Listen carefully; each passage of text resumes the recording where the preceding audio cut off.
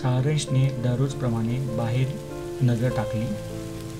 श्रावण सरी ऊन सावलीच्या खेळात भाग घेतल्यासारख्या एकमेकावर राज्य येण्यासाठी एकामागून एक धावा घेत होत्या. त्याने एका खांद्यावर बॅग अडकवली.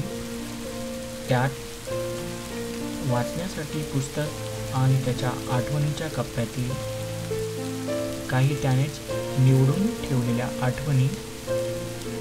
दुसऱ्या हातात काळ्या रंगाची छत्री घेऊन तो घराबाहेर पडला. त्याच्या ठरलेल्या कॉफी शॉपमध्ये येऊन त्याने कॉफीची ऑर्डर देण्यासाठी वेटरकडे पाहिलं. वेटरला त्याला काय हवं आहे हे जाणून घेण्याची गरज भासली नाही, कारण गेली 3 वर्ष तो 3-4 महिन्यातून एकदा तरी कॉफी शॉपमध्ये येत होता आणि अजून तरी त्यात खंड पडला नव्हता. कॉफी येईपर्यंत त्याने बॅगेमधून the Bridges of Madison County पुस्तक काढून तो वाचण्यात मग्न झाला. थोडा वेळ गेल्यानंतर वेटरने कॉफी आणून टेबलवर ठेवली. वाचत असताना वेटरने आणलेली कॉफी त्याने पाहिली. वाचन एका पानावर थांबून त्याने कॉफीचा एक सिप घेतला. संध्याकाळच्या कातर वेळेत त्याच्या आठवणीच्या कप्प्याचे दार हळूवार उघडले गेले. 42 वर्षा अगोदर जेव्हा त्याने ज्युनियर कॉलेज पूर्ण करून डिग्री कॉलेजला ॲडमिशन घेतलं होतं, ते कॉलेज त्याच्या घरापासून दूर अंतरावर शहर सुरू होण्याच्या टोकाला समुद्रकिनारी होतं. ज्युनियर कॉलेजचे काही मित्र त्याच्या ओळखीचे होते आणि काही अगोदरपासून त्याच कॉलेजमध्ये शिकत होते. या सर्वांचा एक ग्रुप होता. तो फक्त नव्याने त्यात सामील झाला होता. शासनाचं कॉलेज असल्यामुळे यावर्षी ॲडमिशन घेतलेल्या मुलांची संख्या जास्त होती. कॉलेज प्रशासनाने सकाळ आणि दुपार असे 2 सेशन केले होते. सकाळच्या सेशन होण्यासाठी कॉलेजची दुसरी ब्रांच एका अनाथालयातील शाळेच्या इमारतीत होती. त्यामध्ये एक फ्लोअर शासनाच्या कॉलेजकरिता राखीव ठेवला होता. त्याने घरची परिस्थिती पाहून सकाळच्या सेशनची निवड केली आणि कॉलेज सुटल्यावर पार्ट टाइम जॉब स्वीकारला. सकाळच्या सेशनमध्ये फक्त तो आणि त्याच्या ग्रुपच्या काही मैत्रिणी, ज्याच्यासोबत त्याची फक्त वरचेवर तोंड ओळख होती, त्या होत्या. उरलेल्या सर्वांनी दुपारचं सेशन का घेतलं हे सांगायला नको. तिची आणि त्याची मैत्री होण्याचं हे एकच कारण पुरे होतं. पहिल्यांदा जेव्हा त्याची आणि तिची मैत्री जुळली, त्या दिवशी तिचे लागोपाठ 2 लेक्चर मिसिंग झाले होते, कारण तिला सकाळी उठायला जमलं नव्हतं. ती त्याच्याकडून नोट्स मागण्यासाठी त्याच्या डेस्ककडे आली आणि मंद स्मित करत हळुवार स्वरात त्याची विचारपूस करत, नोट्स मिळतील का म्हणून विचारलं. त्याने हातात असलेली नोटबुक तिला देत असताना दोघांच्याही बोटांचा एकमेकांना स्पर्श झाला. तिने ते स्वीकारत गोड आवाजात म्हटलं आणि तिच्या डेस्ककडे वळाली. जाताना तिने मागे वळून पुन्हा त्याच्याकडे कटाक्ष नजरेने पाहिलं. तो तिच्याकडे बघत होता.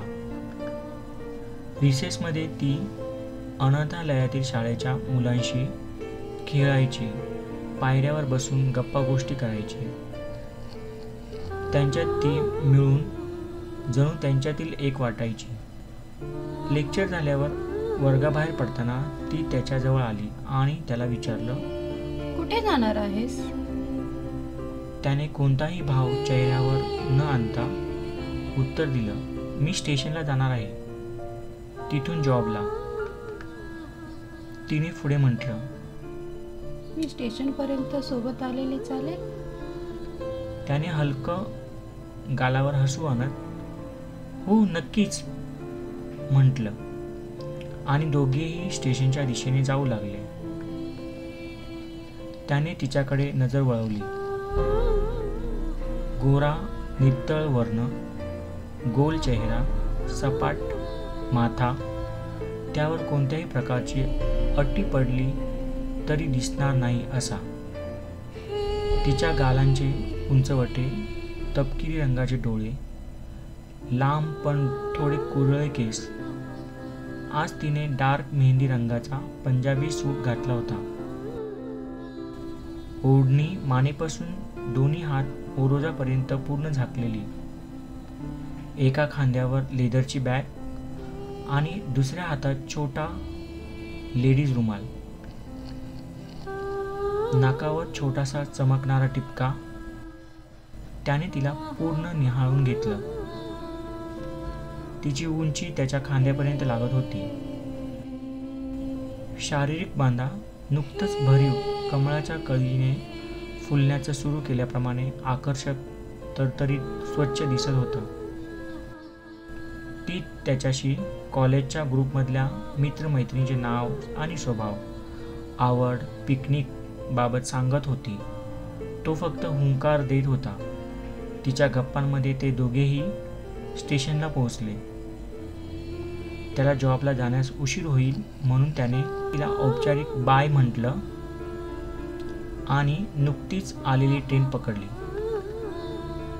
तो ट्रेनच्या दारात उभा राहिला आणि तिच्याकडे पाहिलं. ती अजूनही तिथेच त्याला नजरेआड होईपर्यंत पाहत थांबली होती. आता दोघेही लेक्चर संपलं की स्टेशनपर्यंत गप्पा गोष्टी करत जाऊ लागले. हळूहळू त्यांची मैत्री वाढत होती.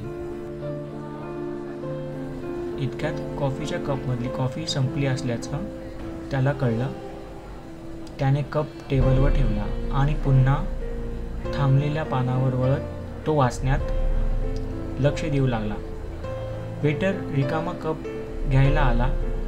त्याने त्याला जाताना पुन्हा एक कप कॉफीची ऑर्डर इशाऱ्यात कळवली. रिकामा कप घेऊन वेटर पुन्हा कॉफीची ऑर्डर आणण्यासाठी निघून गेला.